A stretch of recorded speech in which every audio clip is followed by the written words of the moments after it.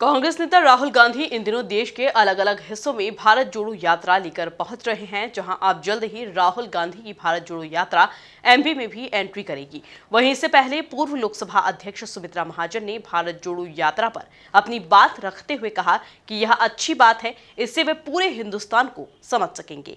देखिए खास रिपोर्ट।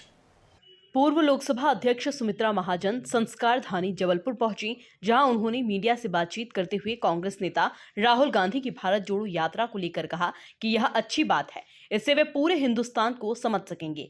साथ ही ताई ने कहा कि प्रजातंत्र में विपक्ष की अपनी भूमिका रहती है, विपक्ष पूरे हिंदुस्तान को ध्यान में रखकर अपनी बात रखे। बात है, अगर इससे वो पूरे हिंदुस्तान को समझेंगे, क्योंकि हम लोकतंत्र में हैं, प्रजातंत्र में विपक्ष का अपनी एक भूमिका रहती है। और मैं हमेशा कहती थी विपक्ष भी उतना ही मजबूत जो पूरे हिंदुस्तान को ध्यान में रख के बात करे। जैसा हमारा जो विपक्ष था, जब हम थे विपक्ष में, तो अटल जी के लिए जो बोला जाता था कि पूरे एक एक चीज़ की उनको मालूमात थी। अटल जी है, अडवाणी जी है, तो आज भी हम कल्पना करते हैं विपक्ष की, तो लगता है ऐसे ताकतवर नेता तो चाहिए कि जो सरकार को जगाते रहेंगे।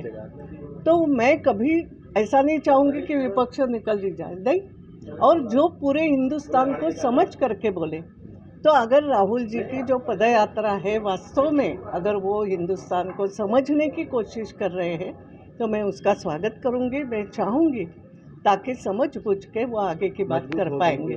कुल मिलाकर देखा जाए तो जल्द ही राहुल गांधी की भारत जोड़ो यात्रा एमपी में एंट्री करेंगी। वहीं इससे पहले पूर्व लोकसभा अध्यक्ष सुमित्रा महाजन ने भारत जोड़ो यात्रा पर अपनी बात रखी है। Bureau report, MP news, Jabalpur.